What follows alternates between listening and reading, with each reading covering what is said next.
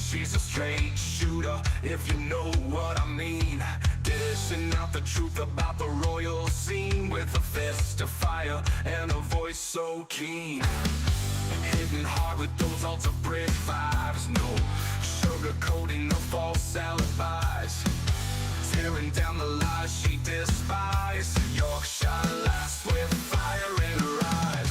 Steph don't play, she holds the line, shouting from the rooftops across the digital vine. Harry and Meghan under her sign, fearless and bold with a soul that shines.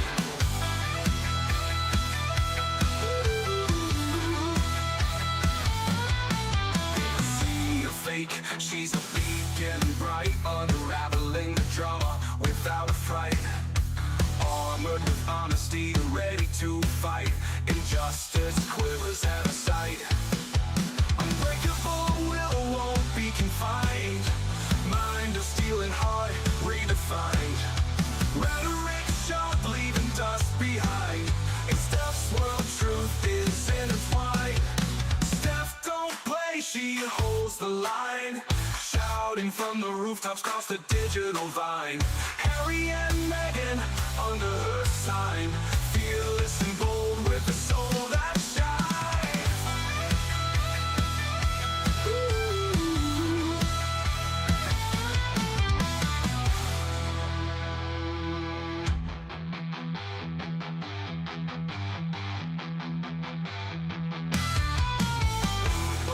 Will won't be confined. Mind of steel and heart redefined. Rhetoric sharp, leaving dust behind. In Steph's world, truth is intertwined. Steph don't play, she holds the line, shouting from the rooftops across the digital vine. Harry and Meghan under her sign, fearless and bold with a soul that shines.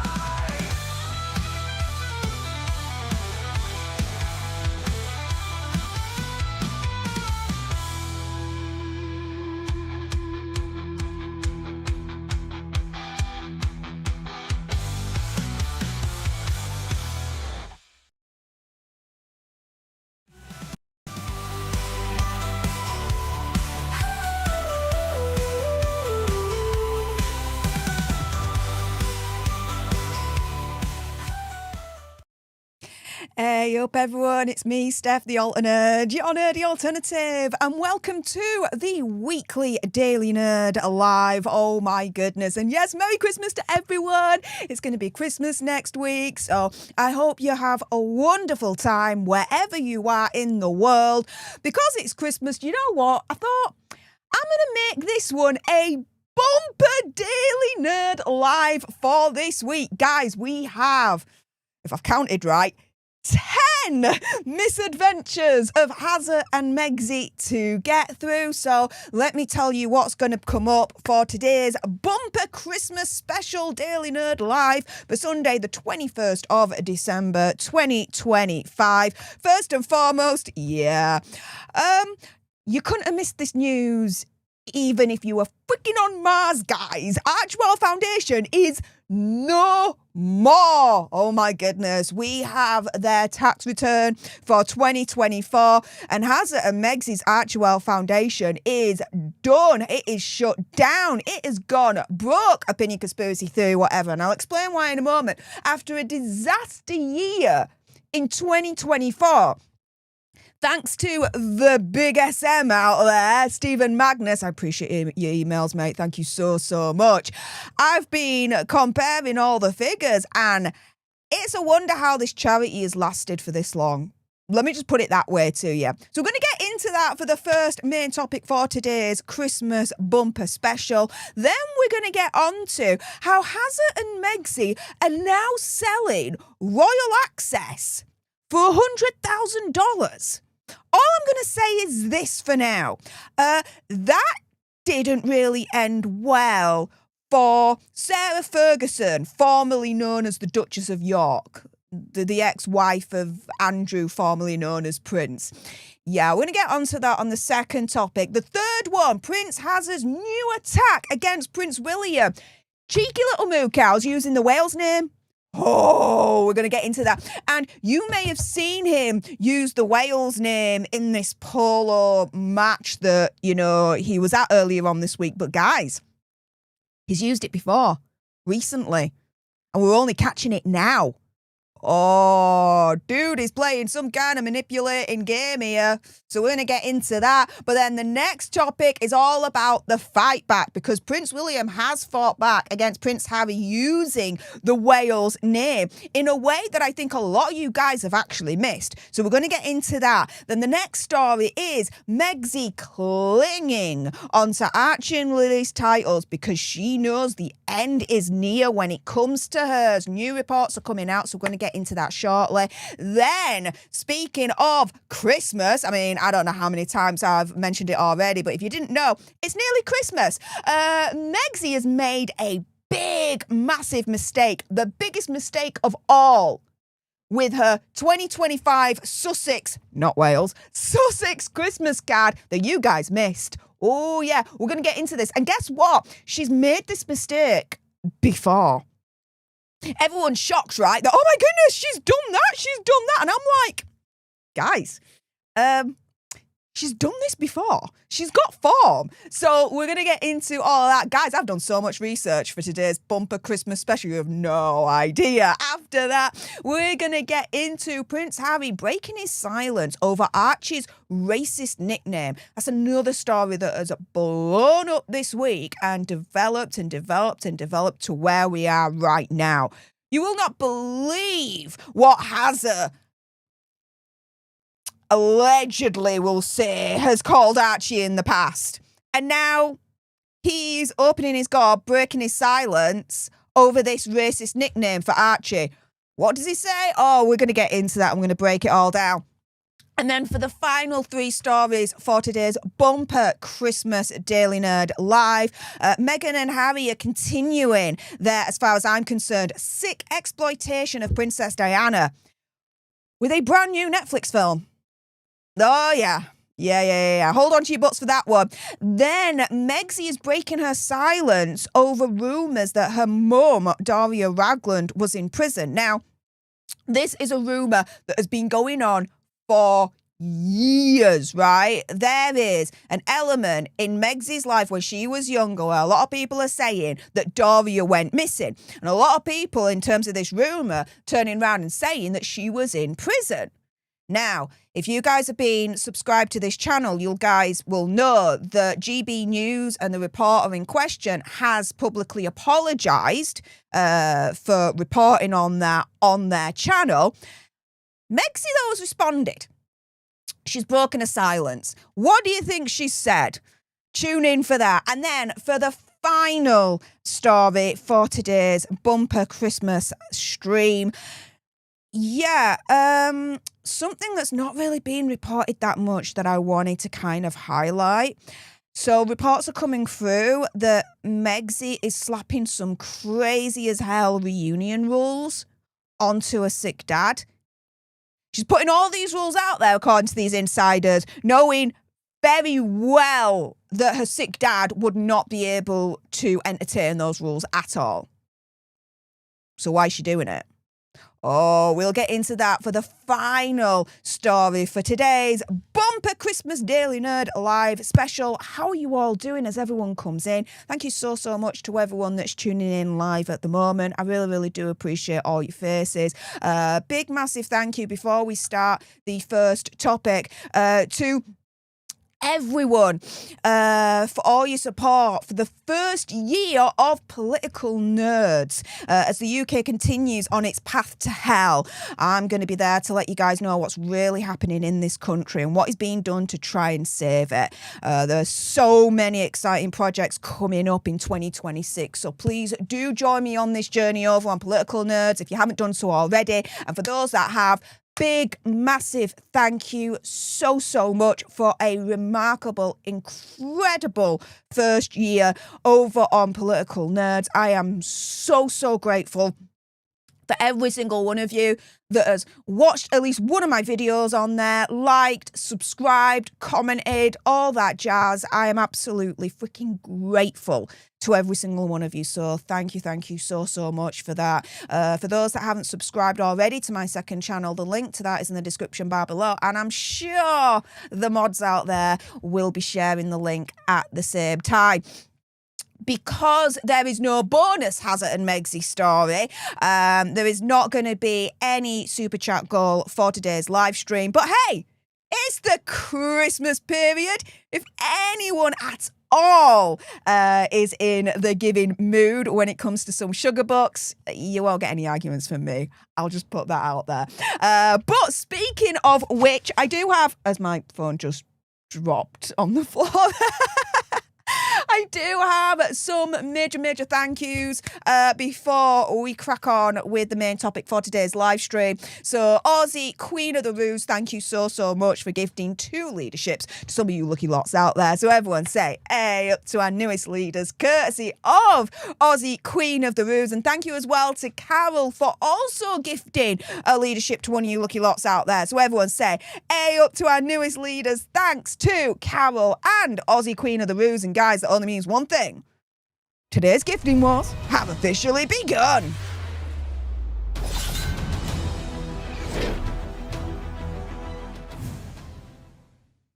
So thank you so much to Carol and Aussie Queen of the Roos for kicking off today's gifting wars. Carol, thank you so much for that very generous $9.99 sugar buck, saying my alarm bell's going off with this change from ARCHEWELL Foundation to ARCHEWELL Philanthropy. They don't have enough money to do philanthropic efforts properly to begin with. Oh, we're getting into that. Tell me about it. Gunner Girl, thank you so much for the $2 sugar bucks, saying for my friend and favourite creator. Oh, that's so kind of you to say. I'm your favourite creator. Are you shizzing me? Oh, that's actually made my day. Like, you have no idea. Thank you so much for that. Aussie Queen of the Roos, thank you so much for the very generous $14.99 sugar buck, saying Merry Christmas, Steph, and Happiest New Year. Thank you for everything. No, thank you for everything. My goodness. Tony Gunks Gal, thank you so much for the $1 sugar bucks. Appreciate you first, mate. Thank you. And yes, now I can see it on there. Sinister Girls, thank you so much for the $4.99 sugar bucks, saying Happy Christmas, Steph. Cheers to you and the new year. Happy Christmas to you as well, Sinister Girls. Just to make you guys aware, there will not be a live stream next week. I'm taking the full week off. In terms of live streaming, guys, because, you know, it's the Christmas New Year period. I hope you guys understand. Hence the reason for this bumper Christmas Daily Nerd live special for today. So, yeah, if anyone wants to ruin a Sugar's Christmas day by sending some sugar bucks my way, see what I did there, then by all means, only if you can, of course. Go nuts. With that being said, guys, do you know what? Let's crack on with this, right? Because, do you know what? After a disaster year, I am surprised that the ARCHEWELL Foundation has lasted this long. ARCHEWELL Foundation has shut down. It is gone. It is out of existence, right? So let's get into it, right? Because for me, it's like, well, hang on a minute, where are all these millions going? So here's the story. Meghan and Prince Harry's ARCHEWELL Foundation charity had a tough financial year after expenses soared and revenue plummeted as 3 more staff are let go. And so they've confirmed that 3 members of staff have been sacked, or as they say here, let go. It can be revealed that ARCHEWELL Foundation, yesterday rebranded as ARCHEWELL Philanthropies, recorded total expenses of $5.1 million, whilst taking in donations of $2.1 million. It gave out grants in the year of just $1.25 million. Now, for those that are watching, do stay tuned on this channel, because I will be speaking to your favourite lawyer, DC lawyer, John Witherspoon, because For me, there are a load of alarm bells that are ringing in my head when I look at their tax return for 2024 and this whole scenario where 2024 shows that they're in a deficit. There's more what's going out than what's coming in, right? First and foremost, any charity you look at, that's not good practice at all, right? Secondly, they have their worst financial year ever, where more's going out than what's coming in, a major multi-million-dollar deficit, may I add. And at the same time, they all of a sudden, seemingly out of the blue, announced that ARCHEWELL Foundation is shutting down and it's turning into ARCHEWELL Philanthropies. Completely different entity. Something is wrong with that picture, and I am digging into that a little bit more. It may take a little while, but stay tuned because I'm going to get to the bottom of that. Now, in terms of what's going on right now, expenses, which were up 54% from 3.3 million the previous year, they say it may relate to the fake royal tours of Nigeria and Colombia in that year. And so it shows that revenue to the ARCHEWELL Foundation in terms of the 990 form from contributions and grants plummeted in 2024, standing at $2.1 million, down from $5.3 million the previous year. Salaries listed at nearly $1 million there. Other expenses are recorded at $2.9 million. The previous year, they stood at $1 million. So they've gone up by nearly 200%, guys. This is insane. And so total expenses are recorded at $5.1 million, having previously stood at $3.3 million. In the box revenue, less expenses, a minus figure of $2.5 million is recorded. The previous year, this was a positive $2.4 million.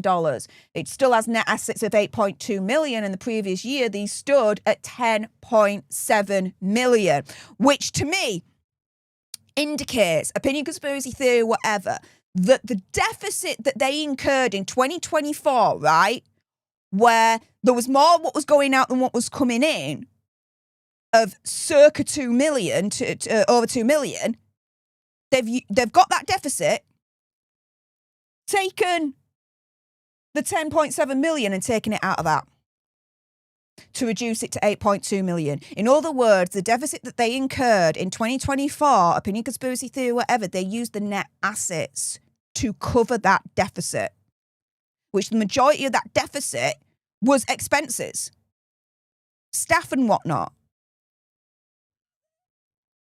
Opinion, conspiracy theory, whatever, that is not good practice for running a multi-million charitable organisation. Just saying. Before we continue, Big SM in the house! Hey up! If you missed it, mate, I totally thanked you for your emails. Like, shiz the bed, you are awesome on this one. New trademark application for ARCHEWELL Philanthropies, 19th of December on USPTO website. ARCHEWELL Foundation trademark only approved in September. Exactly. And this is why I was saying earlier on, because of your email about this as well. This is all of a sudden, but it's very calculated on why. They've had their worst year yet. More going out than what's coming in, a multi-million-dollar deficit. They shut down ARCHEWELL Foundation, transfer all the assets over to ARCHEWELL Philanthropies, a brand new institution. Something's wrong with that picture. Something is wrong with that picture. And they have moved fast to do this. As the Big SM told us here. Application for ARCHEWELL Philanthropies, 19th of December. Yeah, something is proper Dodge City right there. Now, speaking of Dodge City, the form doesn't disclose the name of the donors to the charity. It never has done over the years. Does itemise the grants that they made over 2024, including $50,000 to refurbish basketball courts in Nigeria. Also revealed that 3 members of staff have been let go as it restructures. 3 staff were told of their fate just over a week ago, apparently, including Kristen Slevin, the Director of Programs and Operations. The 990 form says that she was on a salary of $146,000. All of last week, Team Sussex denied that there were going to be any changes in their staffing, although the team were being told they were being let go because the charity was closing. So, again, another red flag city here going on. You've got them being in a deficit for 2024 by millions of dollars, right? Letting go 3 members of their staff. Restructuring, as they call it. But they're shutting down ARCHEWELL Foundation and opening up an entirely new entity, which is ARCHEWELL Philanthropies. And all of last week, when there was rumours that this was going to happen, they denied it. They denied that anyone was being let go. Yeah. Something smells. Something stinks, right? So last night, a spokesperson for Hazard and Megxie said currently the same full team remain in place.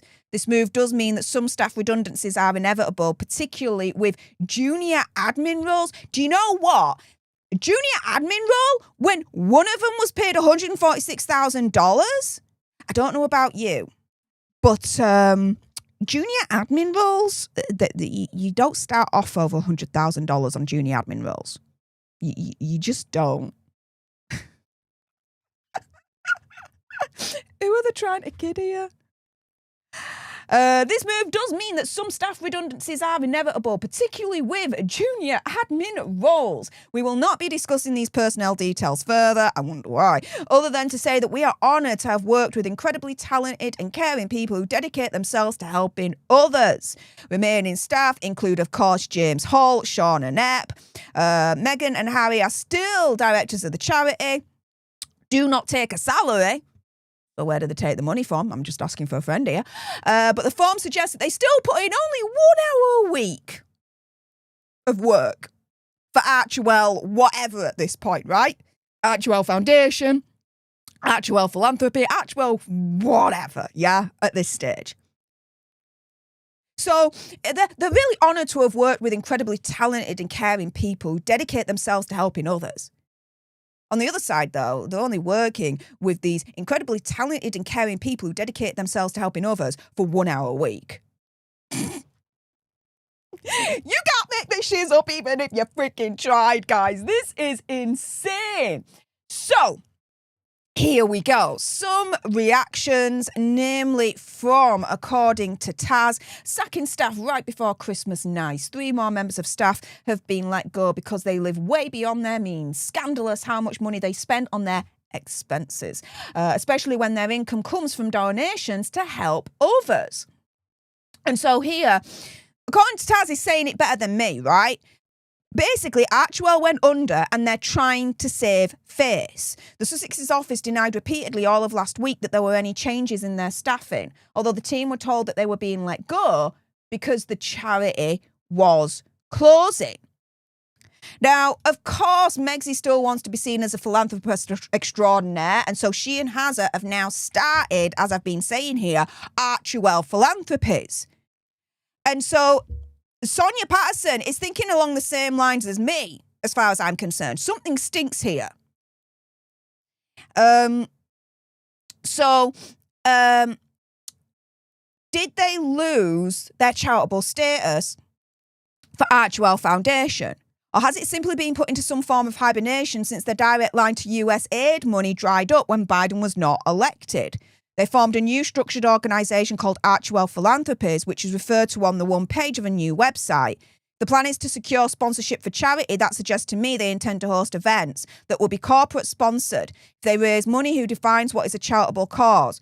I see this new structure helping Harry raise money for Invictus and possibly Polo fundraisers. Time will tell. This is why I'm saying this is a completely different organisation because it's on a completely different website as well. Something does stink with this. It really, really does. Now, TRG, the Royal Grift, who has been doing some excellent work when it comes to Harry and Meg's charitable misadventures, has reacted to this news by saying the following here. So this whole announcement of moving ARCHEWELL to a fiscal sponsorship model is not something new. Fiscal sponsorship is the model they've been operating under for a while now, backing progressive advocacy campaigns to projects that don't have 501c3 status. The Responsible Youth Power Fund is a perfect example to further censorship policy work. It's why ARCHEWELL always says in partnership or part of a coalition. Dark money groups like Oak Foundation have a history of funding progressive leftist campaigns, influencing elections and the weakening this country. ARCHEWELL has been trying to do the same these past 5 years by poisoning the minds of the youth with neo-Marxism. I don't think they've been doing great for the world at all, opinion, conspiracy theory, whatever. And guys, if you want to know more, the royal grift is where it's at, guys. She has been on it since day one when it comes to the shady side of the ARCHEWELL Foundation. So I really, really do recommend you go over to her channel, subscribe and watch her content because it is very, very illuminating indeed. Now, Think Beautiful. Another channel I'd recommend you go on. Noticed this little tidbit right here. So, speaking of trademarks earlier on, up big SM, Meghan Markle recently stated you learn not to do it again when questioned on her colossal trademark F-ups for a lifestyle brand, American Riviera, whatever, and as ever. Now, Meghan is announcing a charity rebrand, ARCHEWELL Philanthropies, to the world on the same day she applies for the trademark. As Meghan would say, full circle moment. But this is the thing, right? People have now noticed in their announcement for ARCHEWELL Philanthropies that they're now going to include their children potentially in all of this, Archie and Lily. And according to Taz, has a theory about this. And you know what? Makes sense to me. But what about you guys? So, according to Taz says, I think I've worked out why Harry is now launching his children so publicly. It's competition against his own nephew, Prince George.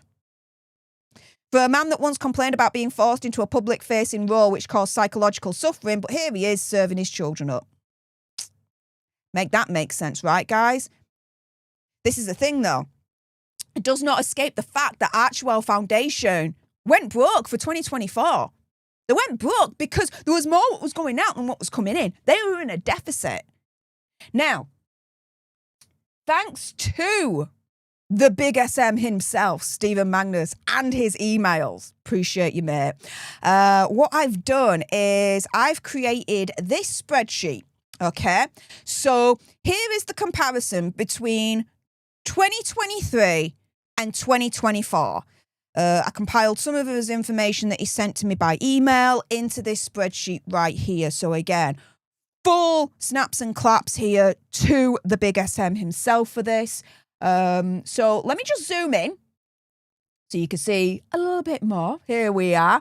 So ARCHEWELL, whatever they're calling it now, right? The 2023-2024 comparison analysis. So the biggest takeaway from this, right, guys, is that expenses continue to increase.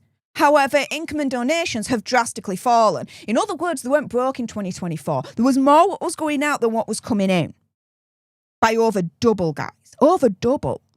This is insane. So, the comparison tables, right? Let's look at 2023, okay? So, income, $5,729,933. Let's look at 2024, right here. Income, significantly less, at $2,142,653. Yeah. Went down. Income went down by 62.6%, guys. Investments, 2022, $392,953.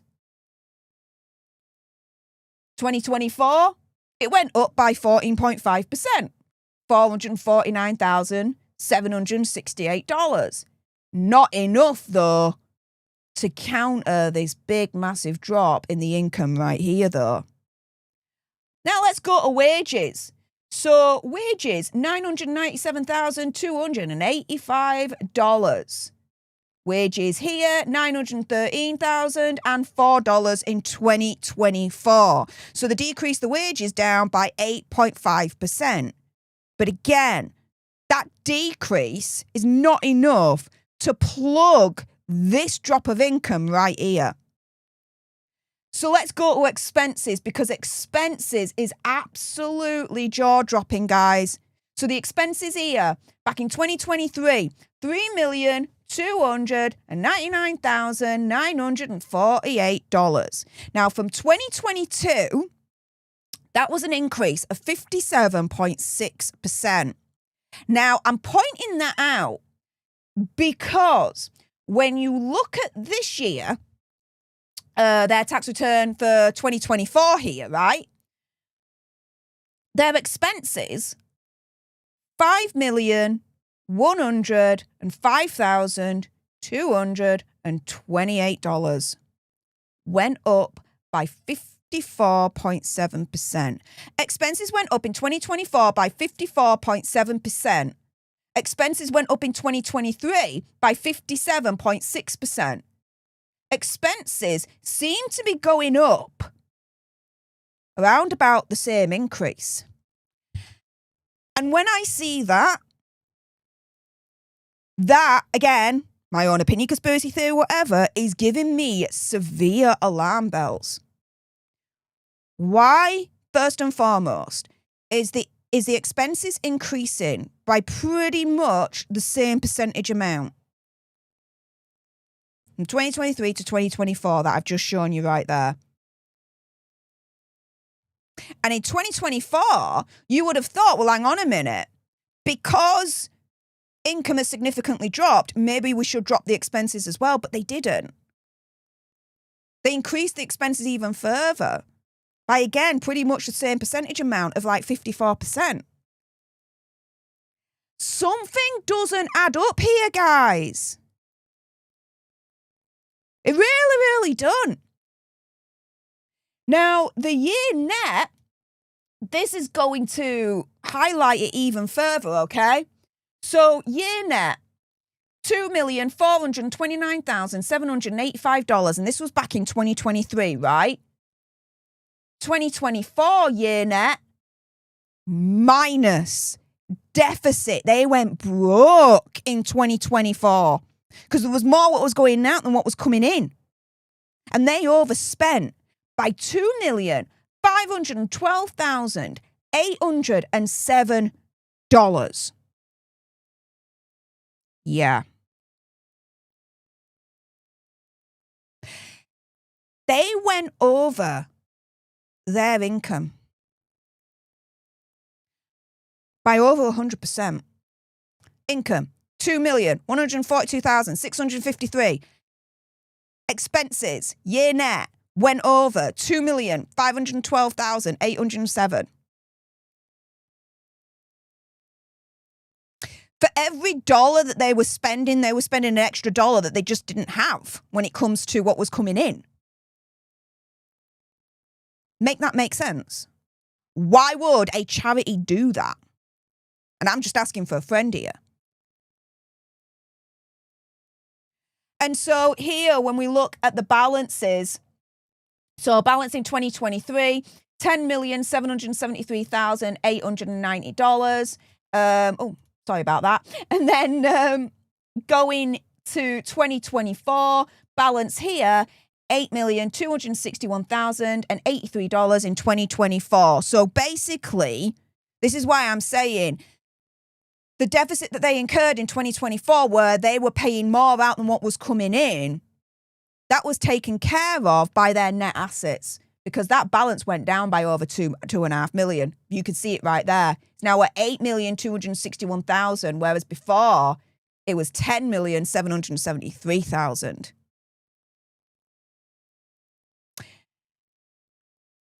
Yeah. Now, you would think, going back to 2023, that with the subcontract being $301,550, you'd think that for 2024, they would decrease that further, right? Because again, there's more what's going out than what's coming in. Guess what happened instead? Tripled. Subcontracts, $1,037,944. Up 244.2%. Again, we're in a scenario here where there's more what's going out than what's coming in. For every dollar they are spending, they're spending an extra dollar essentially that they don't have, that they never got through the income for that year. And then when we look at grants given, 2023, $1,301,465 in 2023. And in 2024, that decreases to $1,256,565. How about decreasing the expenses to be able to increase the grants given? Because isn't that the main thing, the main purpose for ARCHEWELL whatever to do? Show up, do good. This ain't showing up and doing good. This is showing up, and in my opinion, conspiracy theory or whatever, running the charity into the ground. And for those that don't know, I used to be part of a charity. I used to be funding secretary, and then I worked my way up to be the honourable treasurer. Now, it's a very, very small charity, under £100,000 a year. So please, let's not get it twisted. I wasn't dealing with millions and millions of pounds a year, right? Hardly. However, I know from a financial perspective how to run a charity. This ain't it. This ain't it. The charity I used to be a part of, we used to have monthly meetings. And I would present to them every single month the monthly financial report. What's gone out, what's gone in, where we're at with all our accounts, where the surplus is and all this lot, right? And let me put it this way to you. If there was a deficit, even a deficit of £100, guys, I'd be questioning it. And I'd be turning around and saying, right, we need to tighten up here. We need to reduce this, and reduce this. Because that's what a good treasurer does, right? Keeps on top of the figures, reports them in an easy, digestible way, and ensures that this does not happen. Where more is going out than what's coming in. To the tune of freaking millions when it comes to ARCHEWELL, whatever. This is insanity. Insanity right here. Now, before we get on to the second topic for today's bumper Christmas live, let me leave you with what Royally Sage points out right here. The Markles got half the grants they got last year, spent twice as much, but had less output than they did the year before. So what was the money actually spent on, as ever? And ultimately, this is the reason for my thumbnail. Where did the money go? Like, legitimately, where did the money go in 2024? And what's the real reason of closing down ARCHEWELL Foundation and reopening it up as ARCHEWELL Philanthropies? Because they could easily, right, operate as, let me just find it. There we go. They could easily operate as ARCHEWELL Foundation under this. Easily. ARCHEWELL Philanthropies, home to the charitable work of Harry and Meghan as they broaden their global philanthropic efforts for meaningful reach and maximum impact. This charitable entity allows the couple and their children to expand upon their global philanthropic endeavours as a family. Okay. However, what stopped them doing that under ARCHEWELL Foundation? I mean, am I missing something here? Like, legitimately, am I missing something here? Because they're basically describing what they did for ARCHEWELL Foundation, but it's now under ARCHEWELL Philanthropies. You see why I'm saying earlier on, there's something wrong with this picture here.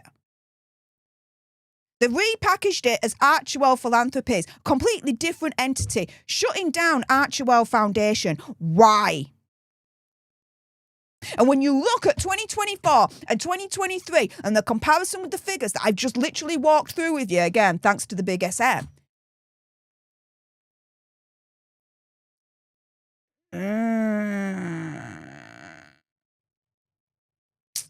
there's something going on.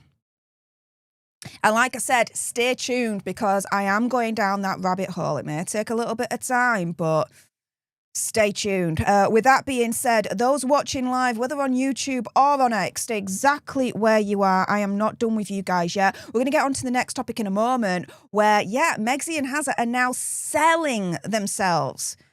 Selling Royal Direct Access. And this just reminds me of Sarah Ferguson, who was then known as Duchess of York, doing exactly the same with Andrew, formerly known as Prince, back in the day. It didn't end well for her. What the frick is going on? Those watching live, stay exactly where you are. I am not done with you guys. I do have a few thank yous, though, to get through. So, first and foremost, Tater Tot 123, my goodness. Thank you so much for gifting 5 leaderships to some of you lucky lots out there. So everyone say, hey, up to our newest leader, courtesy of Tater Tot 123. Appreciate your face, mate. Thank you so much for that. Flapper 27 in the house. Hey up, my friend. How's it going? Thank you so much for that very generous $50 sugar bucks. Ruining a heck of a lot of Sugar's Christmas days by sending a heck of a lot of sugar bucks my ways. Thank you so much. If you guys want to ruin a Sugar's Christmas day, only if you can, you know what to do. And we know that they're lurking. So to all the lurkers out there that are sugars, hi morons.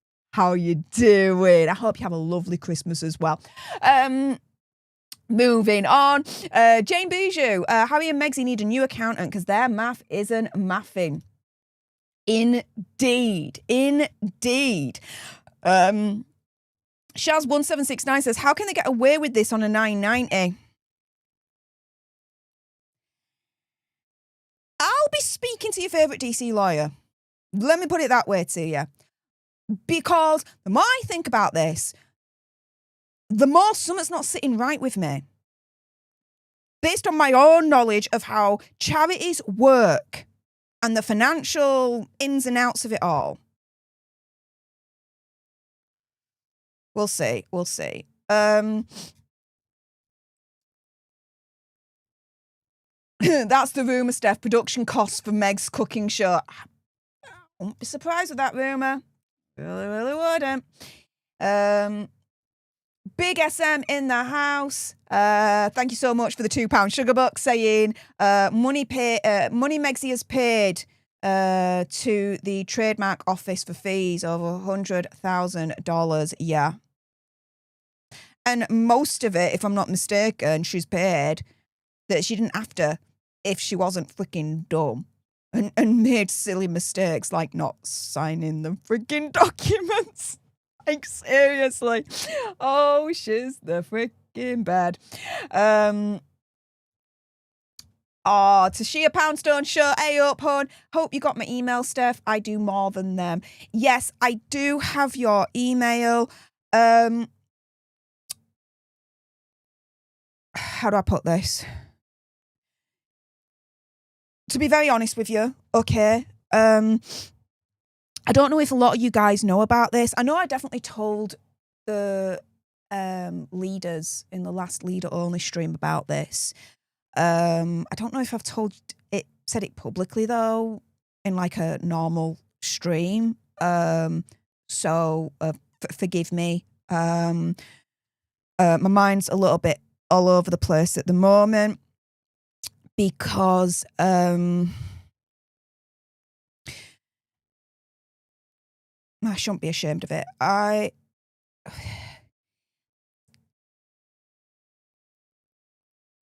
Some of you guys may know that in the past I have suffered from severe depression because of what I've gone through, right? For those that don't know, I've not hid it or all like that. It is what it is, right? But I am a victim of child abuse. When I was younger, intimate child abuse. We'll just say that, right? And so, because of what I've gone through, I have been through severe depression in the past. And I suppose, not surprising, right? It's come back. It's not as severe as it has been in the past, okay? But severe enough that it started to scare me.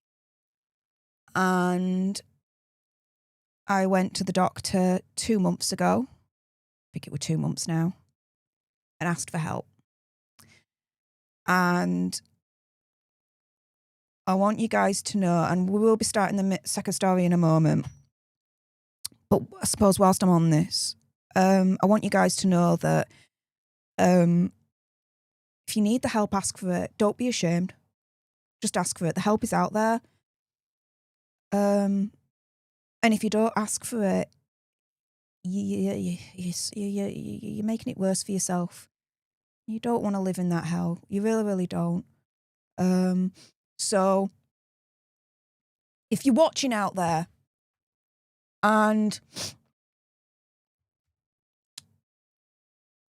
you're low, you're suffering, whatever it might be, please, if you haven't done so already, for the love of everything you consider holy, ask for the help. It's out there. I had to ask for more help a couple of weeks back, and so they've doubled my meds. So, yeah, hopefully New Year, you know, start as the meds start to kick in and, you know, all that lot, start getting back on an even keel.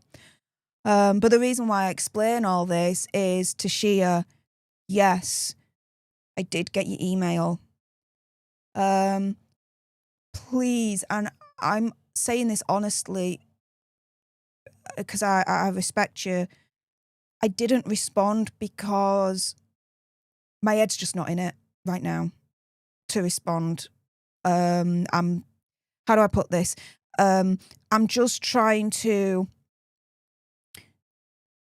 get through the days the best I can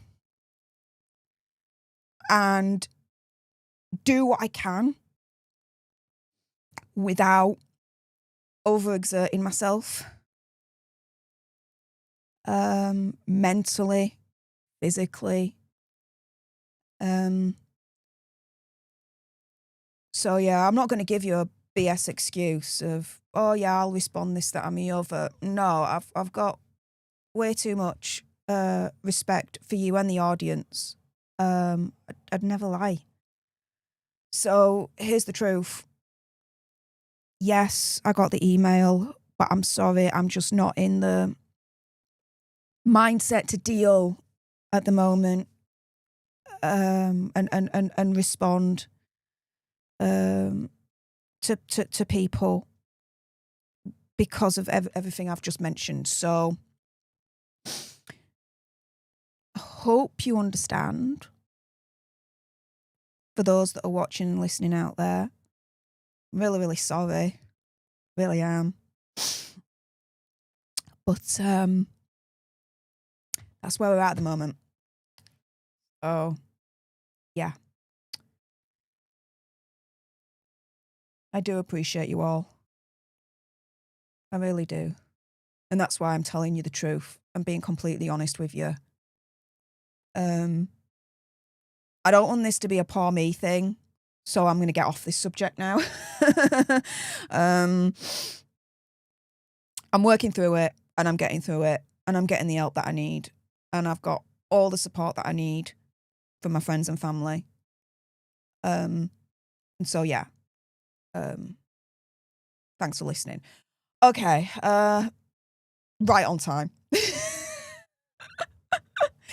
This couldn't have come at a better moment. Ms. M, thank you so much for the $2 sugar bucks. And my favourite, the Ginger Doggy Fighting Arts moment. I love it, love it, love it. Thank you so, so much. For those that don't know, this is a ginger doggy. There are hearts coming from the tail, and when you lift the tail from a doggy, what's directly underneath? The butthole. Therefore, this is a Ginger Doggy Fighting Arts moment. You'll never be able to ever unsee it ever again. You are so very welcome. Thank you so much for that. And Tater Top 123, thank you so much for your support for the leadership for the last 2 months, and your lovely message there for hanging there. Thank you. And Ms. M, thank you so much for the $3 sugar bucks saying my hero. Thank you. Thank you so much. And I'm seeing all your messages right now in the live chat. I don't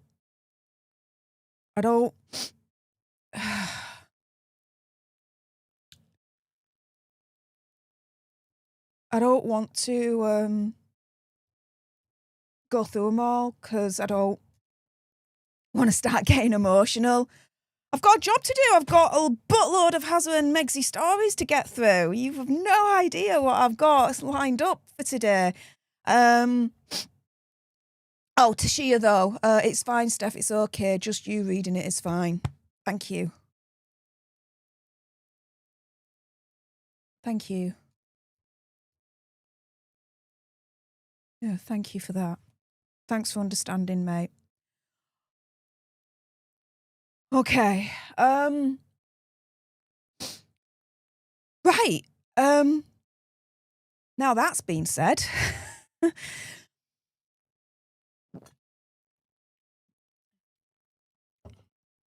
Okay. We're all human. We're all human.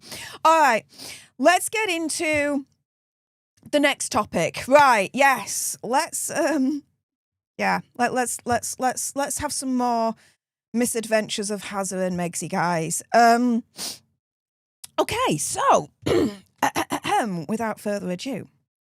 Ta-da. Megsy and Hazza are selling direct access to themselves. Oh, and the going rate, guys, apparently for this is $100,000.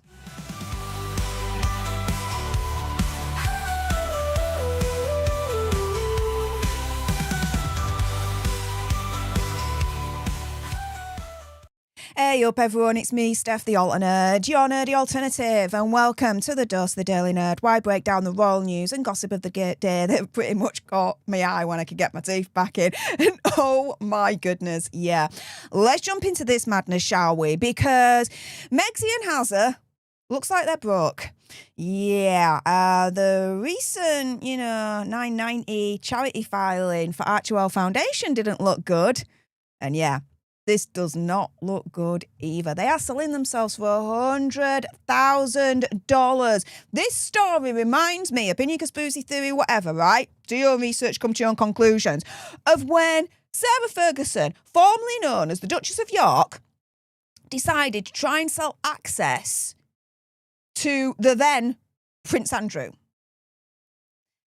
That didn't go well for Fergie. I don't think this is going to go well for Megsy and Hazza as well. But yeah, here's the article. Fancy dinner with Hazza and Megsy. It's yours for $100,000. Writes Alison Boshoff. And so Megsy and Hazza are auctioning themselves to the highest bidder as a way of raising money, it can be revealed. It said tickets to attend a dinner with Hazza and Megsy go for around $100,000 as they use the company charity bus to raise funds for their charity ARCHEWELL. I wonder why they're doing that now. Seeing as 2024, there was more what was going out than what was coming in when it comes to ARCHEWELL Foundation or whatever the hell they're calling it these days, right? They were in a deficit by over $2 million. Well, how do you break that deficit? Sell yourself for $100,000 a dinner. They only need to do dinner like nearly 20 times or whatnot to be able to pretty much plug that deficit. The timing of this does not escape me. Let me put it that way, guys. And so, I say up to now, the charities relied on anonymous wealthy donors, which has allowed them to make grants to their selected good causes. But as I've gone through with you guys in a previous segment, what they got in 2024 in terms of income was significantly less than 2023 by a couple of million.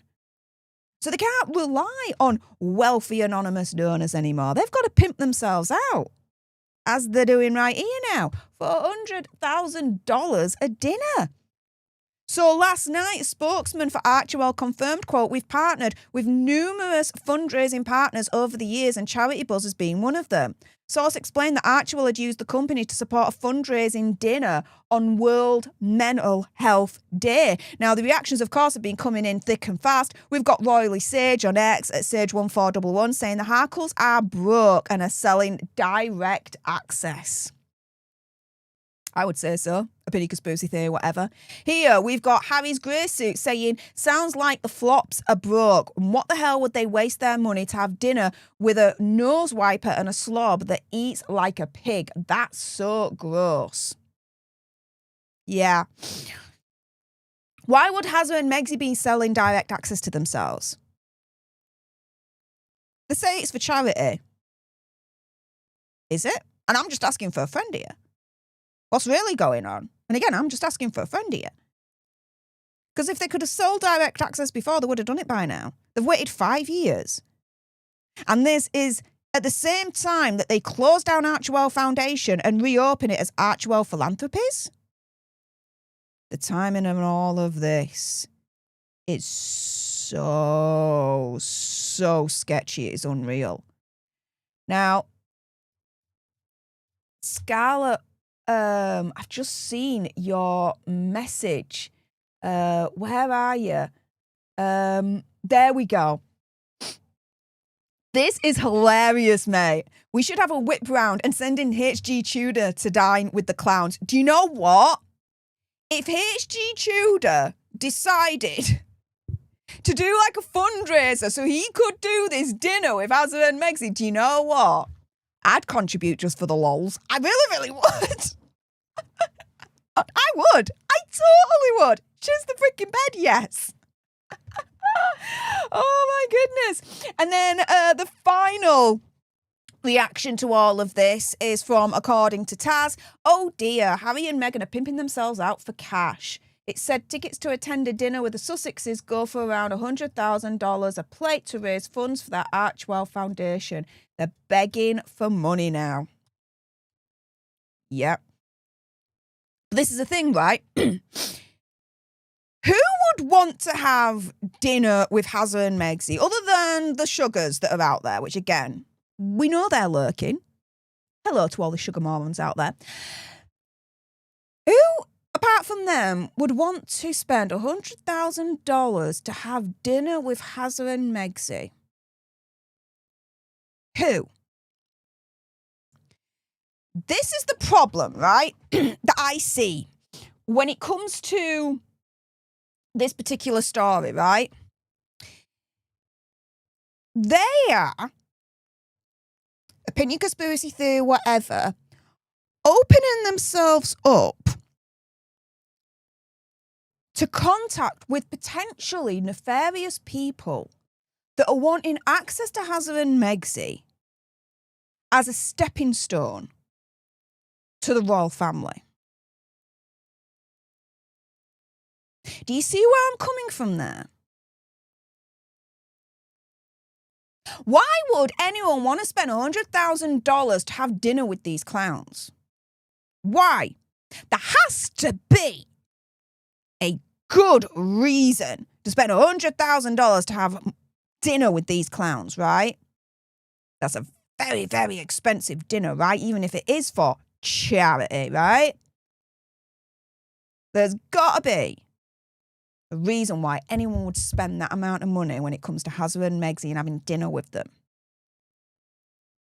This potentially could be putting the royal family in danger. Like, legitimately could be putting the royal family in danger.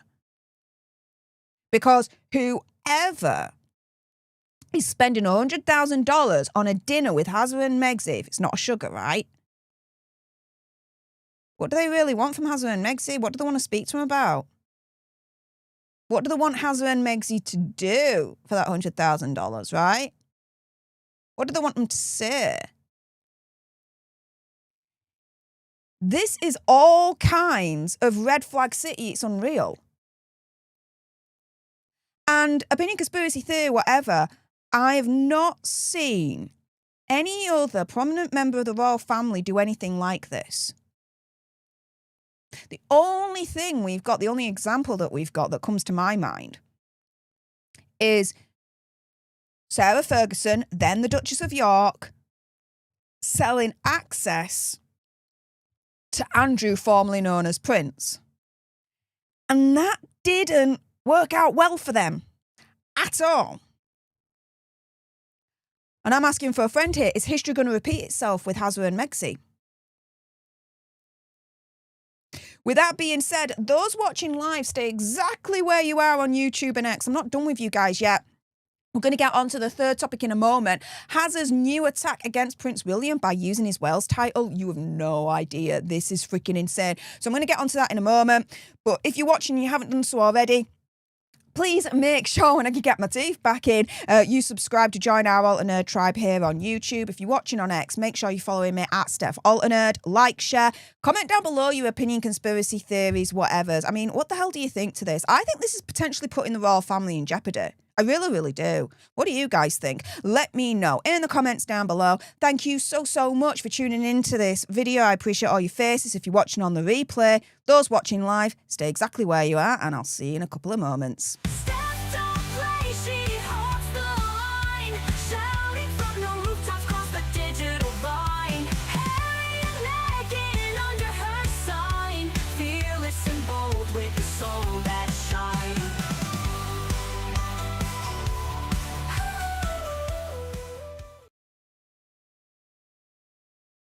All right, and that was the second topic for today's live stream. We're going to speed into the third one in a moment. Couple of thank yous, though. Big SM, thank you so much for the £5 sugar book, saying, will the questions be pre-vetted? Imagine someone asking Megzi about a dad, or did your mum deal in pharmaceuticals? Harry, how's your dad? Yeah. Will they be pre-vetted? I mean, for $100,000, how can you pre-vet when someone's paying that amount? It's just, there's so many issues with it. There really, really is, right?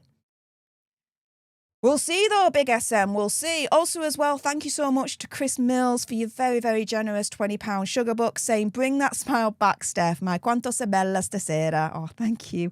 Thank you for your hard work, 2025, and Merry Christmas. Merry Christmas, and thank you for your support during this year as well. I appreciate you, mate. Thank you so much. With that being said, guys, let's jump into the next topic for today's live stream. Prince Harry on the attack against Prince William, and he's doing it by using Prince William's title.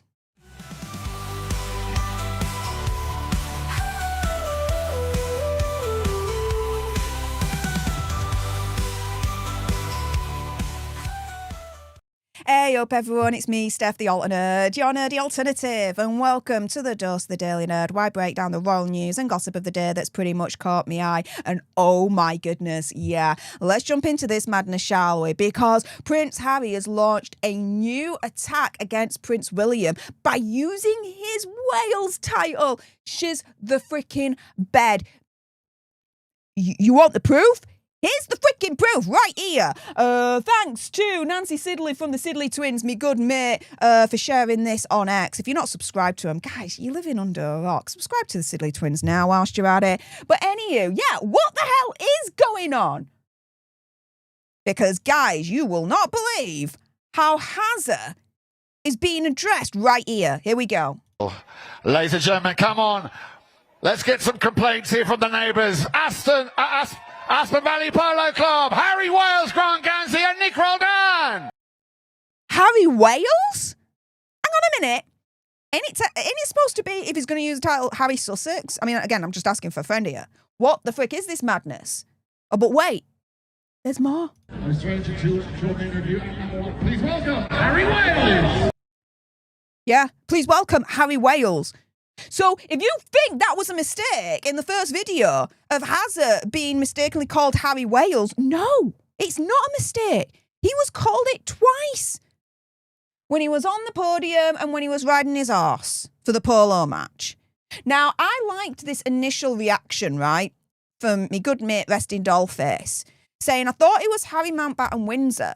Wait, Meghan Markle said it was Harry Sussex, didn't she? Maybe it was a mistake. Did this polo tournament think they were getting his brother and heir to the throne, William, Prince of Wales, instead? No, it wasn't a mistake. Because he was announced as Harry Wales when he got onto the field, and then he was announced as Harry Wales when he was on the podium. So this was not an accident. Sabira Loin on X says right here, thank you for this, Nancy. He had to have told them to announce him as Wales. What the hell is going on? This wasn't by accident. This guy is sick. And so why all of a sudden is Hazard going as Harry Wales? Opinion, conspiracy theory, whatever. He knows that the Sussex brand, the Sussex title is toxic. The Wales brand and title isn't as toxic at all. So he's trying to jump onto that. How long will it be until Megsy tries to call herself Meghan Wales? She's the freaking bed. I'm waiting for it. I am waiting for it. The day that Megsy even tries to call herself Meghan Wales. Now, this is the thing. And I say this because we all know how Megsy likes to inform people as how she'd like to be announced, right? Not only for her, but for Hazard as well. So let's look at some of the evidence here. Evidence number one, People magazine. Meghan Markle reacts to Mindy Kaling calling her Markle on Netflix show. You know I'm Sussex now. Is it Sussex? Is it Markle? Is it Wales? Like, I'm getting confused here, guys. And when Megsy was being interviewed by Harper's Bazaar, she entered the room and her name was announced as Meghan, Duchess of Sussex. But this is the thing. This is Megsy relying on her Sussex title. As Nancy Sidley says here, what the hell is going on? Harry Wales? What happened to Sussex? Now, I have a theory that I just mentioned to you, but Angela Levin also has a theory as well, saying either a mistake by the announcer or Harry is trying to annoy William, or is using the name Wales so people are confused and even deal with him when it should be William. Does Harry hope to find out what William is involved with? Interesting take, no? And according to Taz, she reacted with the following. Wait, what? So Harry's introducing himself as Harry Wales now? He's not Wales, his brother is. What the hell is he playing at? Clearly trying to further antagonise his brother, the Prince of Wales. Attention-seeking bellend. Yeah, you're not getting any arguments from me on, that's for sure. Now, she expands this further by saying the following. Harry was called Harry Wales when his father was the Prince of Wales. Now Prince William is the Prince of Wales. His children, Prince George and Louis and Princess Charlotte, are known as Wales. I honestly believe he is doing it to be petty and to further provoke his brother. Because yes, in the past, Hazard was known as Harry Wales. Because King Charles at that point was Prince Charles, the Prince of Wales. But his dad's now king. So how is Hazard getting away with being called Harry Wales? And why is he doing that? And this is the thing. This is not the first time in recent weeks that Harry has been referred to as Wales. Because all snaps and claps goes to Meghan's mole for sharing this clip on X. It made my jaw drop. We were all so focused, right, on that skit that Hazard did and getting booed and all that lot that, yeah, even I missed this. Oh, let me reload it. Oh, why is that not working? Excuse me with the technical difficulties there. Okay. Bit of technical difficulties. Go on to Meghan's Mole's profile on X, follow her and all that jazz, of course. But in that clip that I was trying to play for you, Stephen Colbert introduced him as Harry Wales. Yeah. This is something that has started a couple of weeks ago and is now starting to ramp up, being called Harry Wales instead of Harry Sussex. Now, let me leave you with this really good question from Resting Dollface right here. When are they going to refer to Prince Harry as Harry Dumbarton? That would be more accurate than Harry Wales, that's for sure. With that being said, those watching live on YouTube and X, stay exactly where you are. I'm not done with you guys yet, because in the second segment that's linked to this, Prince William has fought back against Prince Harry using the Wales name and has done it in a way that you guys have missed. So for those watching live, stay exactly where you are. I am not done with you guys yet, but if you haven't done so already, do make sure you subscribe to join our Alter Nerd tribe for more misadventures of the gruesome twosome. Like, share, comment down below your opinion, conspiracy theory, whatever. What is your reaction to Hazard using the Wales name? Let me know in the comments down below. Again, those watching live, stay exactly where you are, but for those on the replay, thank you so much for tuning in. I appreciate all your faces, and until the next time, you guys, laters.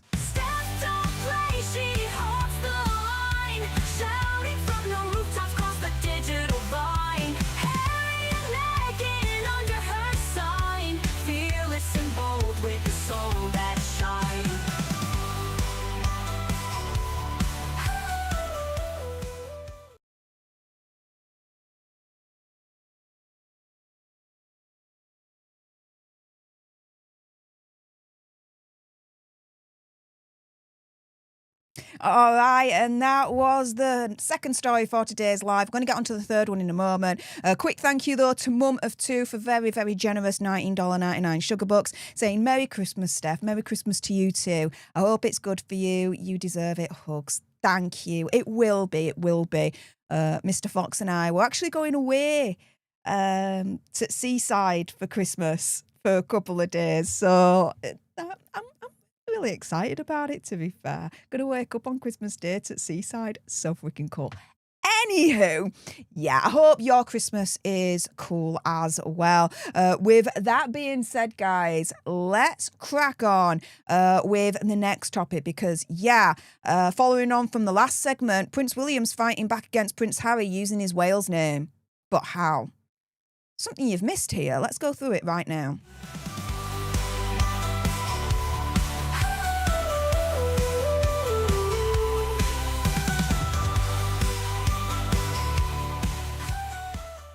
Hey up everyone, it's me, Stef The Alter Nerd, your nerdy alternative, and welcome to the Dose of the Daily Nerd, where I break down the royal news and gossip of the day that's pretty much caught me eye. And oh my goodness, yeah, let's jump into this madness, shall we? Because you know how Prince Harry is trying, as far as I'm concerned, to provoke Prince William by using the Wales name and calling himself now Harry Wales? Well, guess what Prince William did afterwards? Yeah, he showed Hazard how the real Waleses actually help people less fortunate than themselves, rather than give the appearance of it, right? And so here, all over the news, Prince George and Prince William visiting the Passage charity. Thanks to Canal Cittadelle for sharing this on X. And here is the video. There's Prince George, there's Prince William. Oh my goodness. Like, it's so colourful as well, and so Christmassy, and they're all smiling, and you can just tell it's just so wholesome and so lovely, right? And so here, it's being reported why they were there, right? So Prince George and Prince William prepared Christmas lunches for the homeless. And it's just such a wonderful, wonderful story. And this is the thing, right? This, in my opinion, conspiracy theory, whatever, is Prince William publicly turning round to Prince Hazard and saying, you're using my title? You're calling yourself Harry Wales? Well, whilst you're over in California with your failed ARCHEWELL Foundation, whatever the frick you want to call it now. Let me show you how the real Waleses do it when it comes to charity. As is not fit to have Wales as his last name at all. There's a question as to whether he can actually use it or not, in my head anyway. But wait, there's more. Because we've all seen the Wales' Christmas card for 2025. But I'm going to show you it again. Because have you really seen it? I only ask because in the background, as you can see right here, all around them, there are daffodils. And you guys might be saying, well, hang on a minute. So what? There's daffodils around them. So what? What's that got to do with Hazard trying to use Wales as his last name and Prince William fighting against that? Daffodils is a hugely important little tidbit here. Why? Because the national flower for Wales is the daffodil. This, opinion, conspiracy theory, whatever, is Prince William clapping back even further, turning round and saying, here's the real Waleses. We have that title. We have that name, not you. And emphasising that with all the daffodils that you can see in the background. This is Prince William fighting back against Prince Harry using his Wales title. And TikTok has it because when Prince William ascends to the throne, it's totally going to be game over for Hazard and Megxie when it comes to any links they've got left with the royal family, including their titles, if you're to believe the reports. With that being said, those watching live on YouTube and X, stay exactly where you are. I'm not done with you guys yet, but if you haven't done so already, do make sure you subscribe to join our Alter Nerd tribe here on YouTube. If you're watching on X, make sure you're following me at Stef Alter Nerd for more misadventures of the gruesome twosome. Like, share, comment down below your opinion, conspiracy theory, whatever. What do you think to Prince William fighting back like this against Hazard using the Wales title as his last name? What do you guys think? Let me know in the comments down below. Thank you so much for everyone that's watching on the replay. Appreciate all your faces. And until the next time, laters. Steph don't play, she holds the line, shouting from the rooftops across the digital line. Harry and Meghan under her sign, fearless and bold with the soul that shines.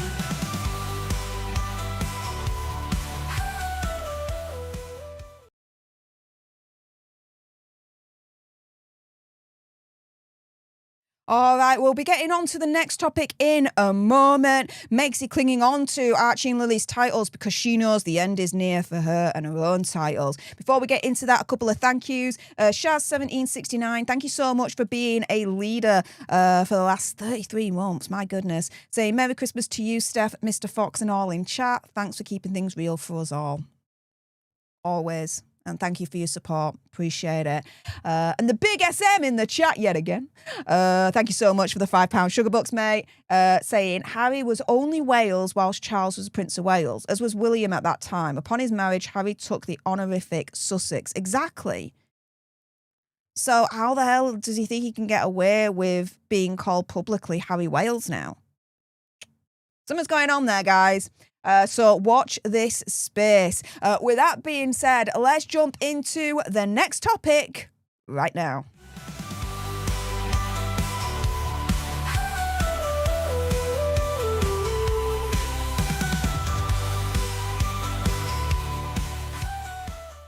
Hey up everyone, it's me, Stef The Alter Nerd, your nerdy alternative, and welcome to the Dose of the Daily Nerd, where I break down the royal news and gossip of the day that's pretty much caught me eye, and oh my goodness, yeah. Let's jump into this madness, shall we? Because reports are coming through that Megxie is...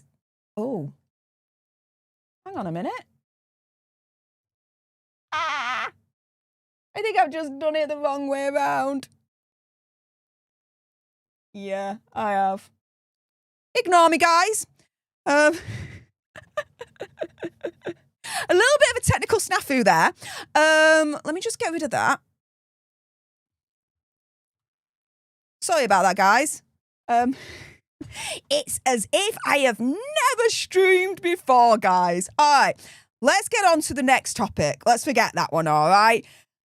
This one's a good one as well. I mean, they're all good, all right? So apologies for the little bit of a snafu there. Before we crack on, Aussie Queen of the Roost, thank you so much for gifting one leadership to one of you lucky lots out there. So everyone say, hey, up to our newest leader, courtesy of Aussie Queen of the Roost. Appreciate your face. Thank you so much. Right. Yeah, that was a little bit embarrassing. Let's go again, but with this story. So, you know, Megsy and Hazard's Christmas card that they've released for 2025? Megsy made the biggest mistake of all that you guys may have missed. So let's jump into that one right now.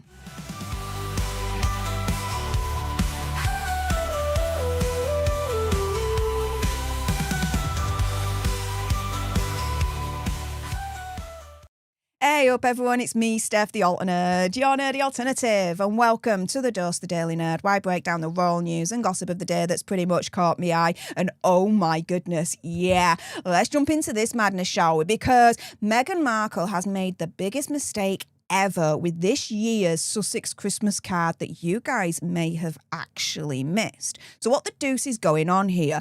Well, let's go through this article first from the Express a little bit. Royal family fans make same complaint about Megsy's inappropriate Christmas card. So this is the Christmas card right here, this particular picture you see on the screen. Do you see anything that's wrong with it? I do. And a lot of you guys did as well. So critics have complained Megsy's see-through dress is inappropriate for a family Christmas card. She posted the picture on her Instagram saying, "Happy holidays from our family to yours." The picture appears to have been taken at Montecito Royale. Commenting on the see-through dress, one social media user said, "Why is Meghan's dress see-through? It's not a good look." Another one wrote, "Has she got nobody in her circle that could have told her that you can see straight through her dress? I actually feel sorry for the girl." Another one says, "Who puts up a photo of themselves in a see-through dress for their Christmas greeting? That would be Meghan Markle. This photo is sloppy, ragged and tasteless." Another simply commented, "Inappropriate." This is the thing though, why is anyone surprised at this? This is the bit that you've missed, guys. Because this is the lass, right?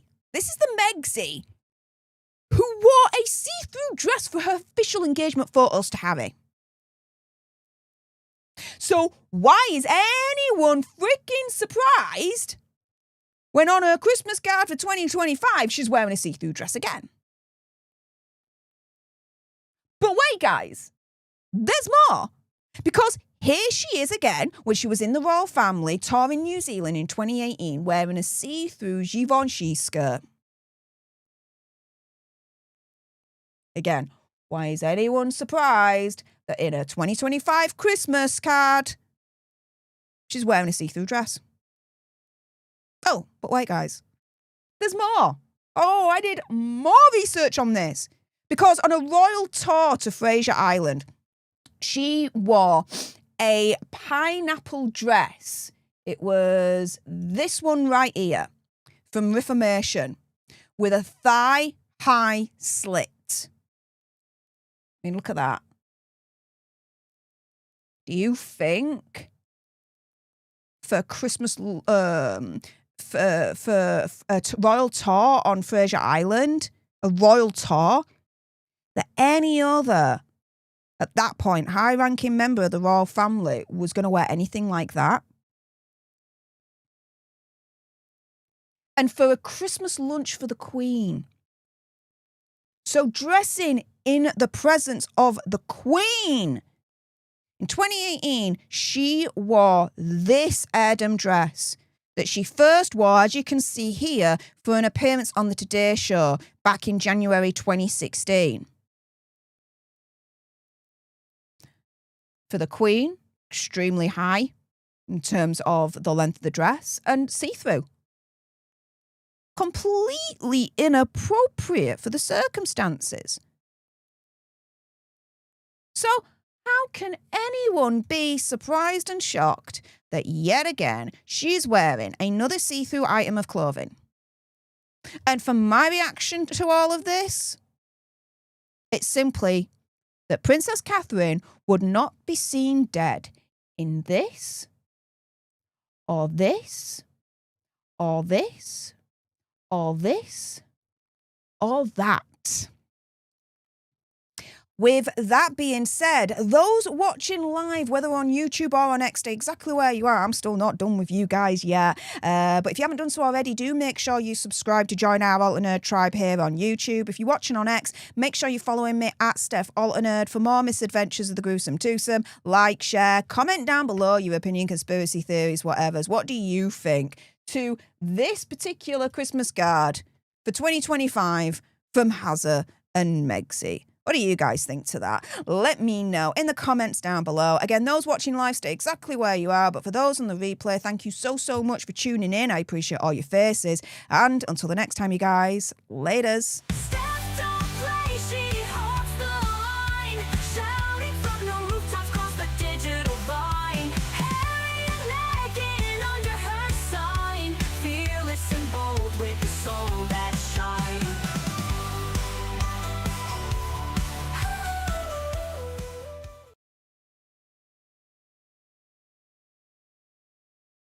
All right.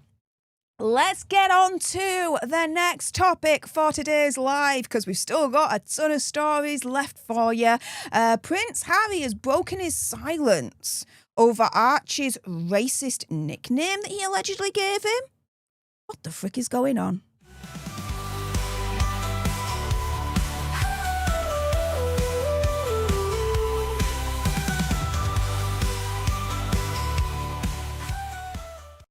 Hey up everyone, it's me, Stef The Alter Nerd, your nerdy alternative, and welcome to the Dose of the Daily Nerd, where I break down the royal news and gossip of the day that's pretty much caught me eye. And oh my goodness, yeah, let's jump into this madness, shall we? Because Prince Harry has broken his silence over Archie's racist nickname. I mean, I'd say it's racist.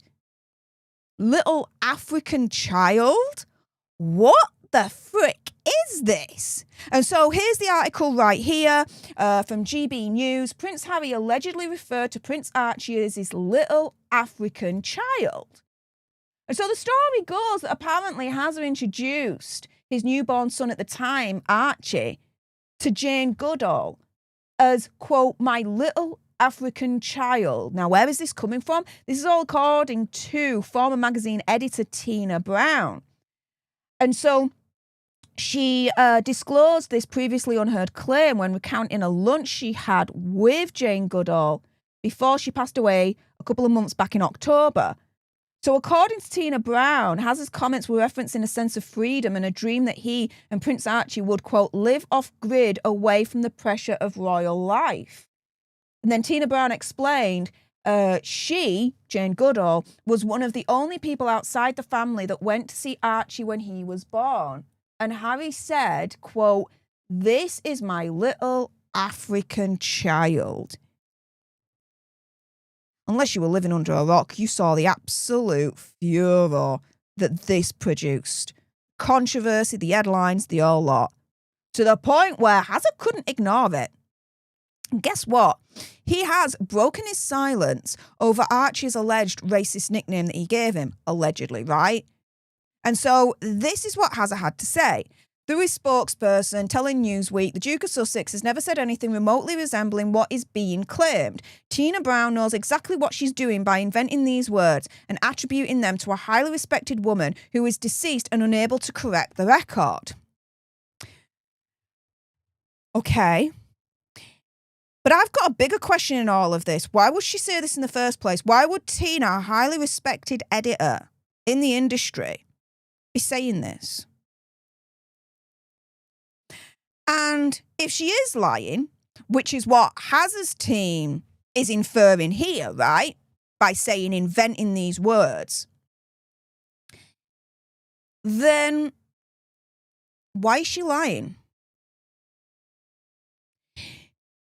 it's all good and well, right, for Team Hazza to come out with this statement saying, and I'm paraphrasing here, right, opinion conspiracy theory, whatever, this is what I'm getting from it, she's a liar.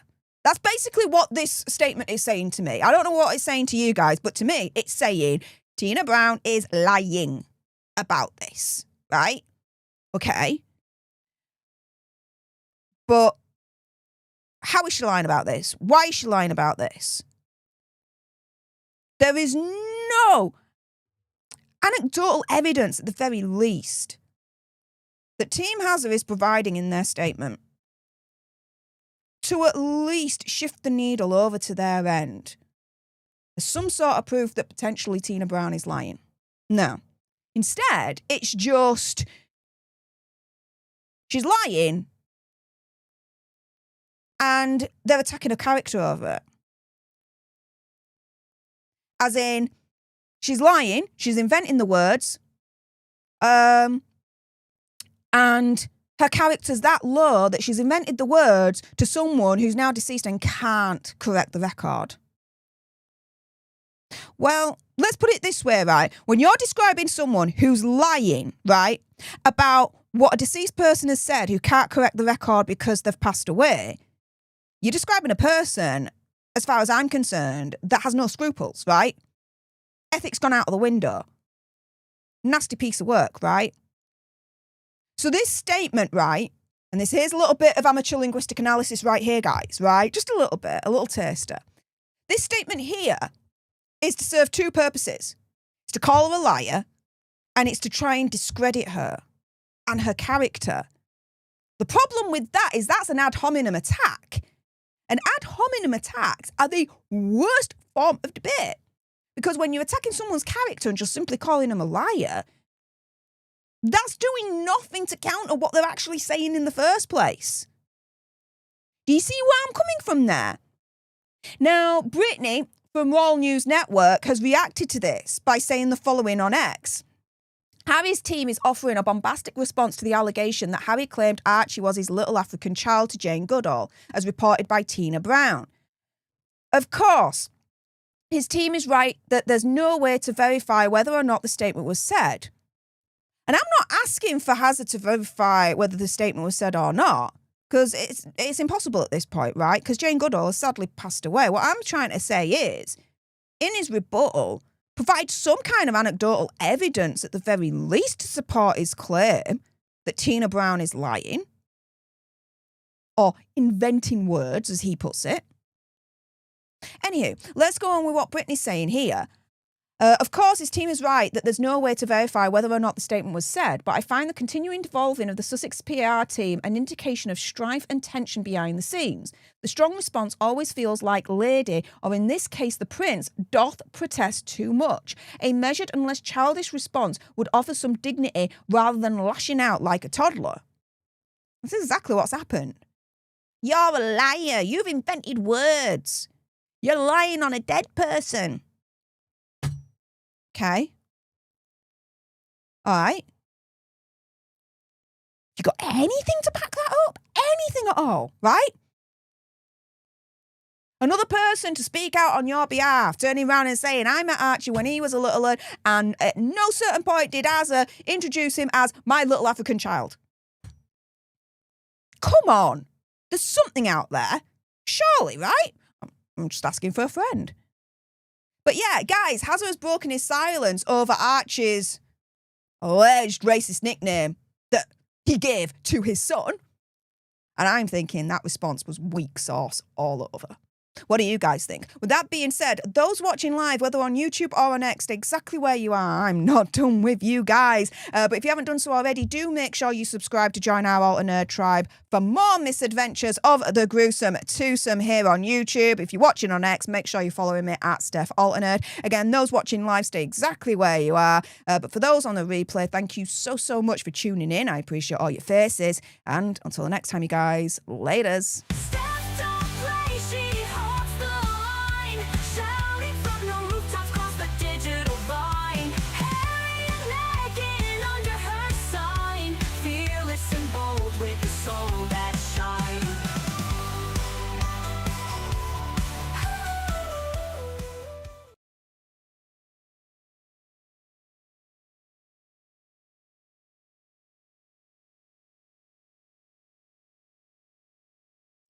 All right, and yep, guys, there is more for you. So much misadventures of Harry and Meghan has happened over the last couple of days, and with this one next up, it's involving Princess Diana, as Harry and Meghan continue their sick exploitation, as far as I'm concerned, of Princess Diana with a brand new Netflix film.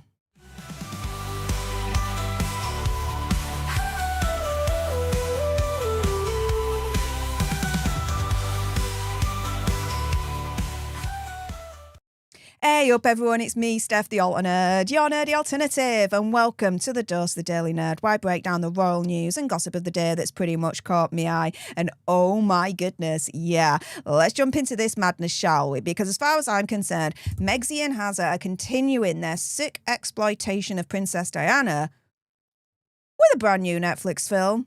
Princess Diana saved Meghan Markle and Prince Harry for being completely dropped by Netflix. I'm just going to say that right now as far as I'm concerned. And so here's the story from The Express. Prince Harry and Meghan set to release another bombshell royal documentary on Netflix. And so it's now being reported more and more that Harry is planning to mark the 30th anniversary of Princess Diana's death by making a film. This is still being claimed, but more reports are now coming through about this. Now, the article says here that this Diana documentary is the only one of interest to subscribers of the streamer, leading many to question why Netflix renewed their deal with the pair. A source told outlet The Royalist, quote, "It's hard to see at this point how and why the relationship endures unless there's something juicy and possibly Diana-shaped being dangled." Another source added, "It's certainly not been a hugely productive deal thus far."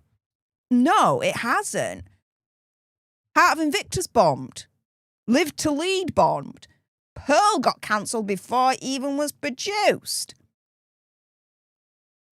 Polo bombed. With Love Meghan, each iteration that's released gets worse and worse and worse with the ratings and the reviews. So why the hell would Netflix want to renew with these clowns in the first place, albeit on a downgraded deal?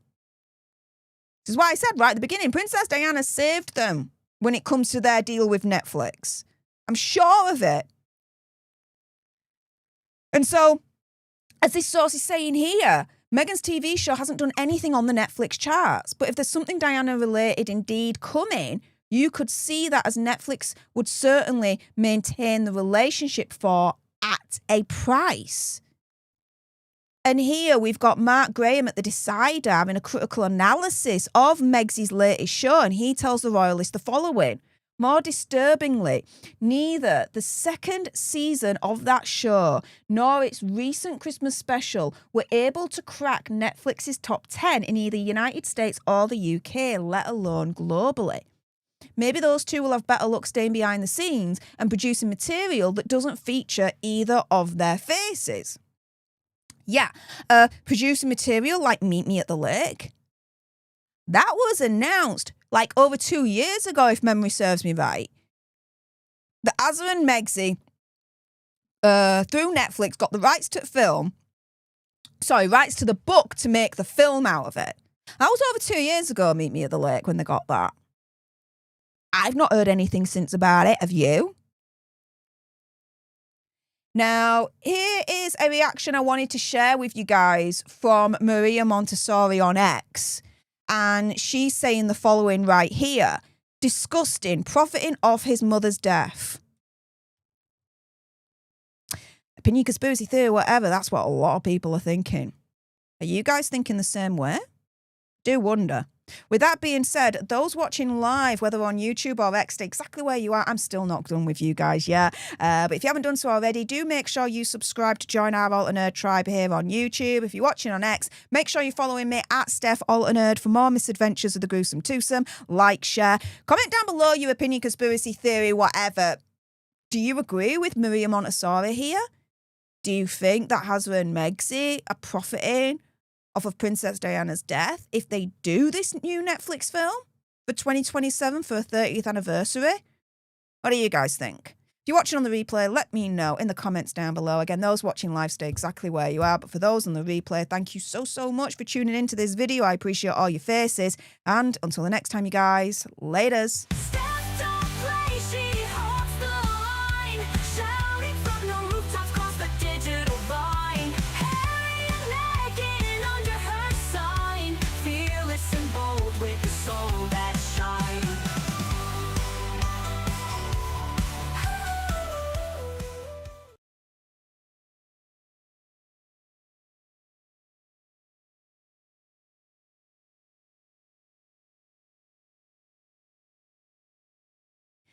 All right, and we've got 2 more Hazard and Megsy misadventure stories left to go. So without further ado, let's get into the next one, because as I've reported over the last week, right, so there was someone on GB News, a UK news programme show, that talked about the rumour that Doria Ragland was in prison during the missing years of Megsy during her childhood, right? Now, these are rumours, okay? Opinion, conspiracy theory, whatever. Do your own research, come to your own conclusions. Thing is, though, Megsy has broken her silence over reports that her mum was in prison when she was a child.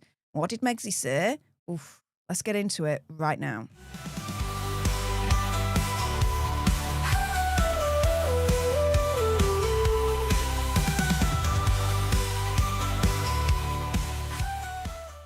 Hey up everyone, it's me, Stef The Alter Nerd, your nerdy alternative, and welcome to the Dose of the Daily Nerd, where I break down the royal news and gossip of the day that's pretty much caught me eye. And oh my goodness, yeah, let's jump into this madness, shall we? Because over the last week, as I've reported on this channel, a UK news programme TV show called GB News, it's a channel over here, they had someone on there and they were reporting on the missing years when it comes to Megsy and Doria Ragland, right? Megsy's mum.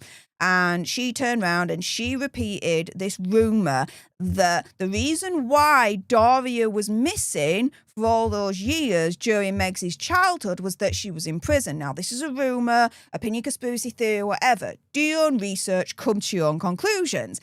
Now, though, we've got Megsy breaking her silence over reports that her mum was in prison while she was a little girl.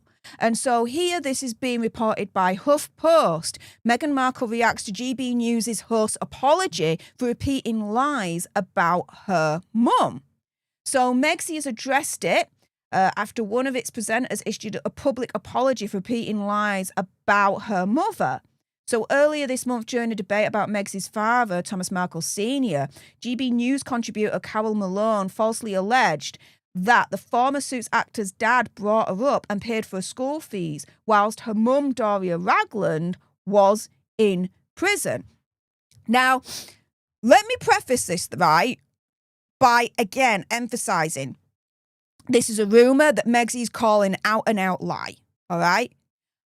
One of the reasons why I've never reported on this, never done a deep dive, never done a video on it or anything like that, is because I could never find any concrete evidence that Doria Ragland ever spent a day in jail.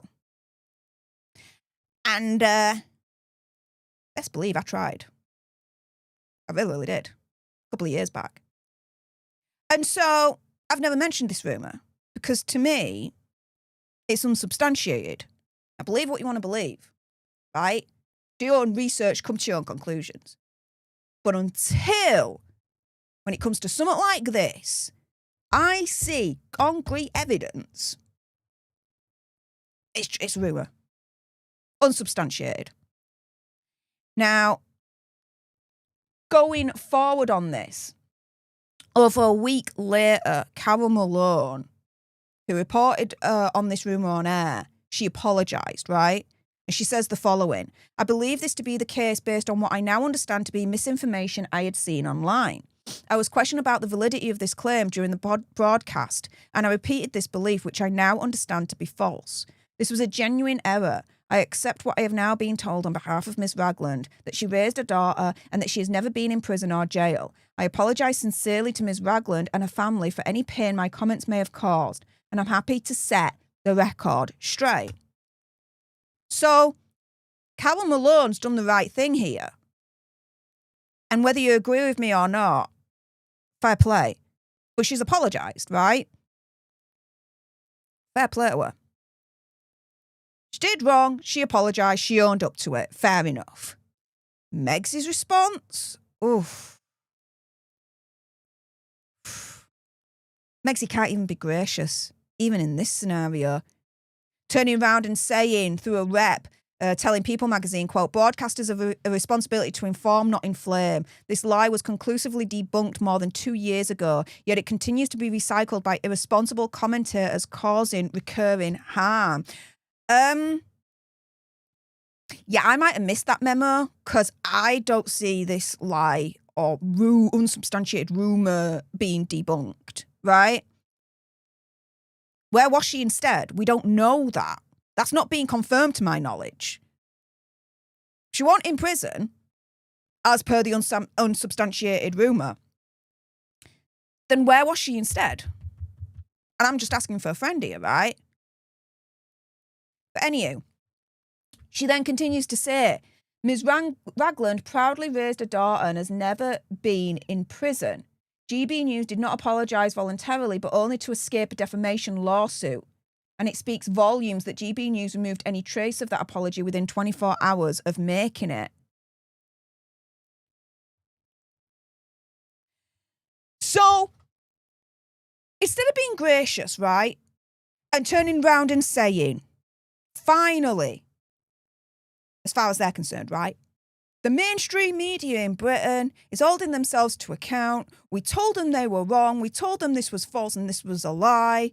And you know what? They turned round, they put their hands up and they said fair play and they apologised on air. And you know what? Respect to them for that. No, she don't say that, does she? Instead, it's further victimisation of herself and her mum. Opinion, conspiracy theory, whatever. This response is insane. She should have just turned round and just graciously accepted the apology. You know, as Hazza has been fighting the UK media for years now, trying to get them to accept accountability and apologise, this, that and the other, Megsy finally gets it. And instead of graciously accepting it and being like, this is how the mainstream media should be acting when they're reporting over lies, this, that and the other, instead, it's more chastising. Turning around and saying, we only got an apology because they knew that they were a threat of a defamation case, this, that and the other. Bitch, please. They don't have enough money to launch another defamation case as far as I'm concerned. Not at this point. Not when you know that with Hazza's current lawsuit with the Daily Mail, over £30 million has been spent and then some, I think like 38 million and counting, to the point where the judges there even turn around and says, hang on a minute, this is getting way egregious at this point when it comes to how much you're spending. You need to make sure you've got this money if you lose. But yeah, Megsy has broken a silence over the reports that her mum was in prison in the past, reiterating that they're all lies, unsubstantiated, that they've been debunked, this, that and the other.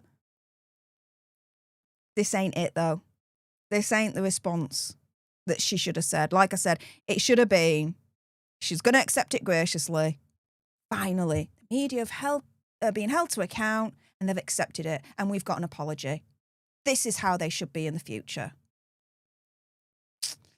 But no, Megsy had to continue to victimise herself and her mum. What's an alleged narcissistic nutbag from hell supposed to do, right, guys? With that being said, those watching live, whether on YouTube or X, stay exactly where you are. I'm still not done with you guys. But if you haven't done so already, do make sure you subscribe to join our Alter Nerd tribe here on YouTube. If you're watching on X, make sure you're following me at Stef Alter Nerd for more misadventures of the gruesome twosome. Like, share, comment down below your opinion, conspiracy theory, whatever. Do you agree with me that this response is absolutely pants? Megsy should have done better. She should have been better. For all their fight against the mainstream media wanting to be better, act better, do better, the mainstream media finally do that, and she further chastises them for it? Not a good look, not a way to go.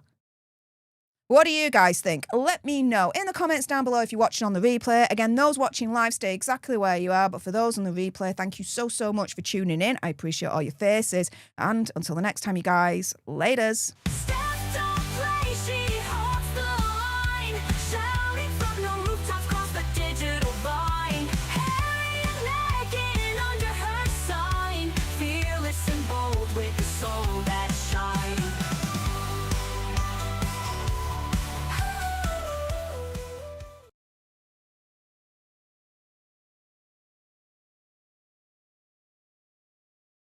All right, we're going to get on to the final topic in a moment. Big, massive thank you, though, to the big SM himself yet again for the £5 sugar bucks. Appreciate you first, mate.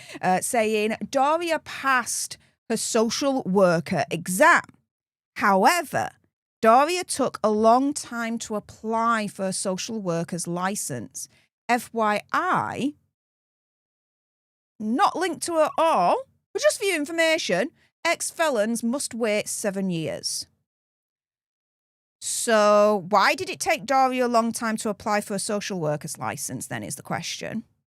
And where was she during the missing period in Meg's childhood? And I'm just asking for a friend there. But Big SM, thank you so, so much for the sugar bucks there. Appreciate your face.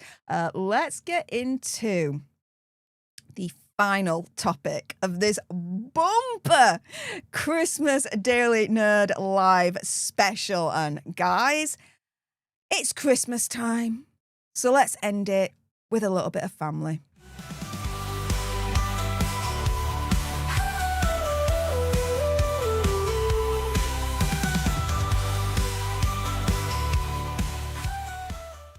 Hey up everyone, it's me, Stef The Alter Nerd, your nerdy alternative, and welcome to the Dose the Daily Nerd, where I break down the royal news and gossip of the day that's pretty much caught me eye. And oh my goodness, yeah, let's jump into this madness, shall we? Because it's Christmas time, and of course, it's time for food, presents, the lights, the decorations, the tree, the family, your family pets.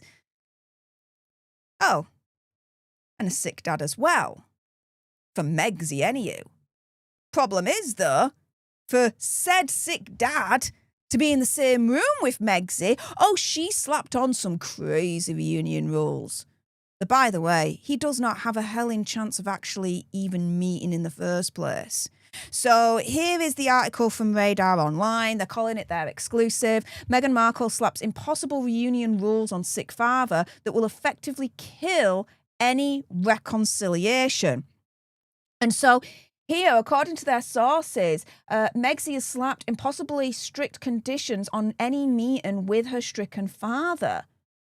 Sources tell Radar Online that they've been deliberately engineered on her part to prevent any chance of a face-to-face reconciliation. So, in other words, Megsy, from a PR perspective, in this scenario, right, she could turn around and she could say, well, I was willing to meet with my dad. Of course, I had some conditions, and they were easy conditions to meet. But my dad turned around and he was like, nah. So really, he's abandoned me, not the other way around. See how this narrative, Megsy could turn, to try and turn anyway in her favour. So let's go on to a little bit more what these sources are saying, right? So here they're saying, Meghan is saying if there's to be a reunion with her dad, he will have to travel to her. Something of a practical impossibility. Now he's 81 and has only one leg. She has also said she'll need written reassurances and a promise he'll never talk about it, which is also a huge ask of any parent and an insult. These two conditions mean she's very unlikely to ever meet her dad again, which sadly is what she wants. Her conditions are just an excuse engineered so it never happens. Damn right. Firstly, she's trying to curtail his freedom of speech. And if someone tried to curtail your freedom of speech, what would you say? What would you say? I'd tell them to bog off. Actually, I'd use stronger language than that, but, I'm live on YouTube, so, you understand, right, guys? But I'm sure you can use your imagination. And secondly, if this is true, she's expecting him to go fly over to America. He's just lost his leg. All reports, life-threatening situation going on there. And based on reports, he's not that wealthy now. But she's expecting him, in his condition, to fly over from the other side of the world to Montecito Royale and to be able to afford it. Yeah.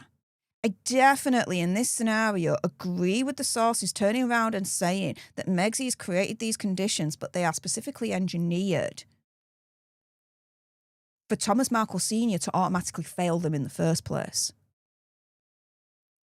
And so going on, the insider has added that Hazza will be behind her 100% whatever she chooses to do in regard to her dad, saying Harry will back his wife in whatever decisions she makes regarding her father. It would be wonderful if Thomas could see his grandchildren and his son-in-law before it's too late and rebuild a connection with the daughter he cares for deeply, and Harry knows this. But it is a case of what Meghan wants, Meghan gets. In this and most other cases in their marriage. Now, a source close to the family of the Markles stressed that Thomas Markle Sr.'s conditions are designed to prevent a spontaneous reunion, saying Meghan's conditions, which require her father to fully submit to her terms, are likely to end any possibility of reconciliation. It appears intentional. She's setting them, knowing it will prevent a meeting. So if she's setting conditions in this scenario, knowing that it'll prevent a meeting, why set them in the first place? Again, it comes back to my opinion, conspiracy theory, whatever, which is this. She can argue, hang on a minute, my father's abandoned me, not the other way around. I was willing to meet him, of course, with conditions. They were reasonable conditions. My father refused. After all these years of him begging me to see him, I give him the opportunity and he declines it. That is the narrative that she's trying to spin in this scenario right here, if it's true. Would you fall for that? I know that I wouldn't. With that being said, those watching live, whether on YouTube or on X, stay exactly where you are. I'm still not done with you guys yet. But if you haven't done so already, do make sure you subscribe to join our Alter Nerd tribe here on YouTube. If you're watching on X, make sure you're following me at Stef Alter Nerd for more misadventures of the gruesome twosome. Like, share, comment down below your opinion, conspiracy theory, whatever. Do you think that Thomas Markle Sr. could actually carry out those conditions of Megxie? A, curtail his freedom of speech, don't talk about it at all. And B, in his condition, to be able to afford as well a flight to go over to Montecito Royale to see her in the first place, face to face. In that scenario, I definitely believe Megxie has set those conditions up knowing that he wouldn't be able to meet them at all. But she's set them up for a reason. I've already given you my theory on that, but what's your theory? If you're watching on the replay, let me know in the comments down below. Again, those watching live, stay exactly where you are, but for those on the replay, thank you so, so much for tuning into this video. I appreciate all your faces, and until the next time, you guys, laters.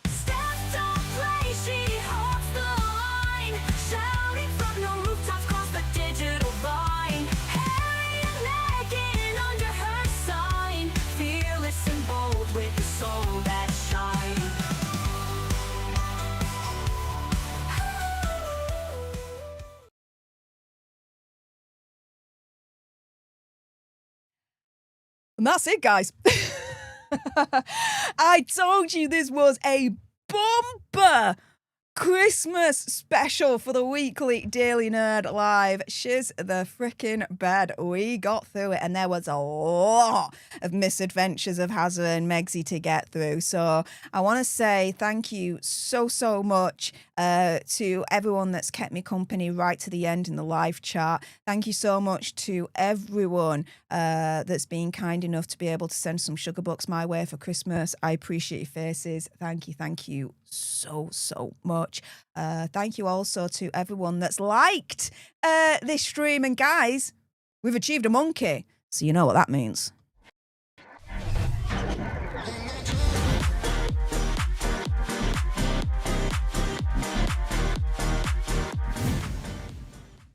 So thank you so much to everyone that's hit that like button. As you guys know, every time we reach 500, 1,000, 1,500, increments of 500, we've achieved a monkey. Because, 500 in old British slang was called a monkey.